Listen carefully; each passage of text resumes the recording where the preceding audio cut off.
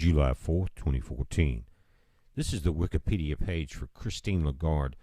Now, she is the head of the International Money Fund, which, if you've studied this, you know that that's the one world money system. It's been put into effect throughout Europe. You've seen the effects there of Angela Merkel's austerity plan led by the IMF. You've seen each nation go into financial struggles, no jobs, no hospitalization, very little of anything. Just destroyed their economy, basically. Now, Christine Lagarde took the place of Strauss-Kahn. Remember, he got kicked out, I think, raping the maid in the hotel, if you remember, a few years ago, back in 2011. But she replaced him. And a lot of people think about Hillary Clinton as being someone to really watch. But I got news for you. We talked about the nation being taken from within. It says most recent IMF loans are provided by member countries primarily through the payment of quotas. Borrowing provides a temporary supplement for quota resources and has played a critical role in enabling the fund to meet members' needs for financial support during the global economic crisis. Each member of the IMF is assigned a quota. Now, who does it? The IMF does it. Who leads it? She does. Christine Lagarde has access to the White House when she needs it. It says based broadly on its relative size in the world economy, which determines its maximum contribution to the IMF's financial resources. Upon joining the IMF, a country normally pays up to 1/4 of its quota in the form of widely accepted foreign currencies, such as the U.S. dollar, euro, yen, or pound sterling, or one world money. Let's get this. Special drawing rights, SDRs. The remaining 3/4 are paid in the country's own currency. Quotas are reviewed at least every 5 years. Ad hoc quota increases of 1.8% were agreed in 2006 as a first step in a 2-year program of quota and voice reforms. It says the IMF's gold holdings amount to about 90.5 million troy ounces. Have you noticed the last few years, all the We Buy Gold ads and banks not being able to access their gold in certain areas? It says this makes the IMF the 3rd largest official holder of gold in the world. However, the IMF's Article of Agreement strictly limit the use of its gold. At any time, they can change the articles. Now, you think it's European? Here's the members. Here's your quota of your tax money. We are the largest slave nation in the world. 17.69. The closest is Japan and Germany at 6.56, 6.12. France 5.41. England 5.4.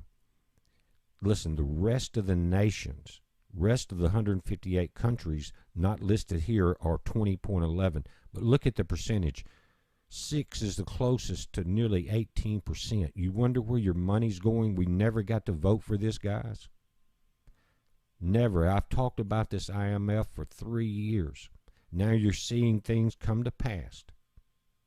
And I'm going to show you a video of what Lagarde is planning on doing.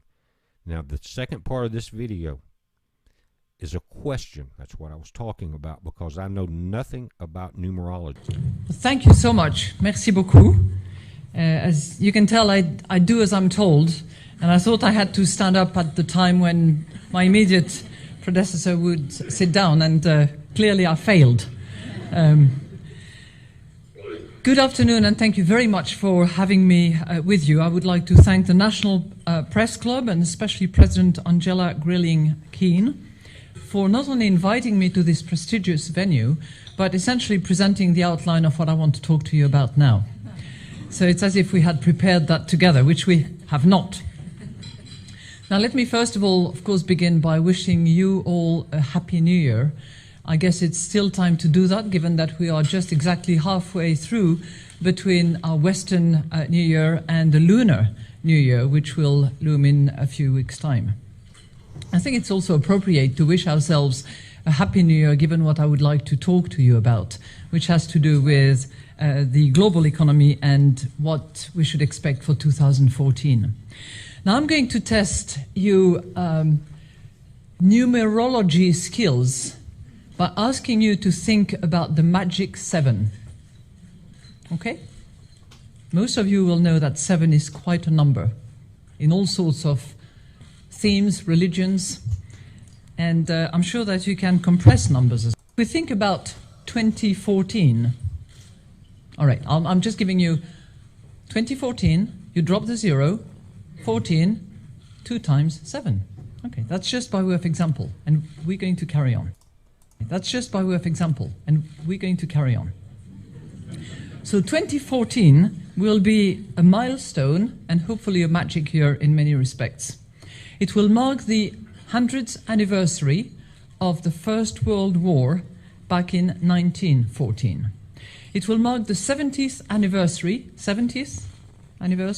drop the 0, 7, of the Bretton Woods Conference that actually gave birth to the IMF.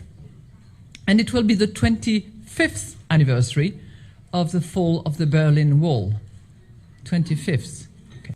It will also mark the 7th anniversary of the financial market jitters that quickly turned into the greatest global economic calamity since the Great Depression. The crisis still lingers. Yet, optimism is in the air. We've left the deep freeze behind us, and the horizon looks just a bit brighter. So my hope and my wish for 2014 is that after those 7 miserable years, weak and fragile, we have 7 strong. I don't know whether the G7 will have anything to do with it, or whether it will be the G20. I certainly hope that the IMF will have some